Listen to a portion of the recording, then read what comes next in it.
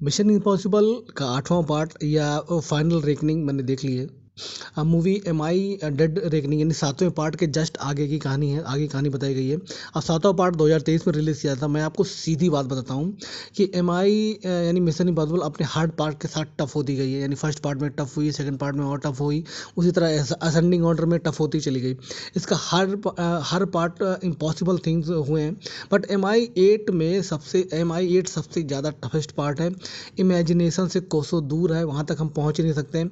M आई 8 ने सारी हदें पार कर दी हैं, और एम आई 8 ने और टॉम क्रूज़ ने सारी हदें पार कर दी, और ये सिर्फ 62 साल का टॉम क्रूज़ ही कर सकते हैं। और जिस डेडिकेशन के साथ उन्होंने एक्टिंग और स्टंट किया है कि हम सांस लेना ही भूल जाएंगे। स्पेशली समुद्र में सबमरीन वाले पार्ट हुआ या फिर प्लेन वाला पार्ट होगा, मतलब हर पार्ट हमारी सोच से परे होगा। अगर ऑस्कर से भी कोई बड़ा अवार्ड होगा तो इस मूवी को ज़रूर मिलना चाहिए। लगभग 300-400 मिलियन डॉलर खर्च किए गए हैं इस मूवी को बनाने में, तो वो दिखेगा भी कि हाँ भैया कहाँ खर्च किया गया है। और मेरे हिसाब से तो बॉक्स ऑफिस के सारे रिकॉर्ड टूटने वाले हैं। रेटिंग वेटिंग या और कुछ भी बोलना इस मूवी के बारे या एक्टिंग और किसी भी चीज़ के बारे में, इस मूवी के बारे में बोलना औकात के बाहर की चीज़ है। मैं आपको सीधा स्टोरी का थोड़ा सा हिंट बताता हूँ कि एम आई 7th पार्ट में ए आई यानी आर्टिफिशियल इंटेलिजेंस को वजूद ना मिला है, जिसको बंद करने की टॉम क्रूज़ ने 7वें पार्ट में ढूंढी थी।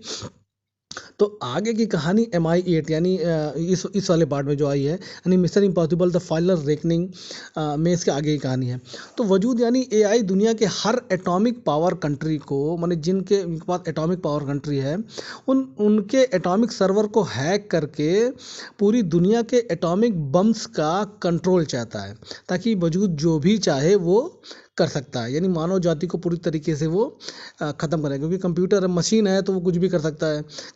और इसके बाद जो है वजूद को गैब्रियल कंट्रोल करके, और फिर वजूद को गैब्रियल कंट्रोल करना चाहता है, और उससे कंट्रोल करके वो सबसे ताकतवर आदमी बनना चाहता है। तो एजेंट हंट यानी हमारा टॉम क्रूज कैसे गैब्रियल को रोकेगा, और वजूद के सारे एटॉमिक कंट्री के एटॉमिक सर्वर को हैक कर रहा है उसको कैसे रोकेगा, इन सारी चीज़ों को देखने के लिए मूवी देखनी पड़ेगी। मैंने आपको सिर्फ मूवी का मेन हिंट बताया है।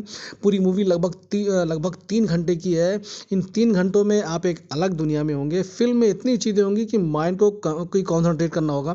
हर डायलॉग इंपॉर्टेंट है। हमारे दोस्त रसिया को ये मूवी नहीं पसंद आएगी, और ये आप मूवी को देख कर पता चलेगा। 17 मई को सिनेमाघरों में रिलीज़ की गई है। दिमाग लगा कर देखने वाली मूवी है। और मैं आपको कुछ ऐसा इससे पहले ऐसा कुछ देखा ही नहीं गया है। टॉम क्रूज़ के लिए सच में ये मिशन इम्पॉसिबल था। 62 की एज में भी ऐसी एक्टिंग सिर्फ वही कर सकते हैं। तो अब फिल्म के बारे में और कुछ बताने के लिए मेरे पास शब्द नहीं है। अनबिलीवेबल फिल्म है, इमेजिनेशन से परे है। क्या बनाया है सिनेमाघरों में देखने पर पता लगेगा। तो जाएं, अपने आप को थ्रिल करें। और अंत में यही बोलूँगा, लाइक सब्सक्राइब करना मत भूलिएगा। ये मूवी भैया आप सिनेमा लवर्स के लिए क्या चीज़ है ये आप देख के पता करिएगा, और अच्छी लगेगी तो लाइक सब्सक्राइब जरूर करिएगा।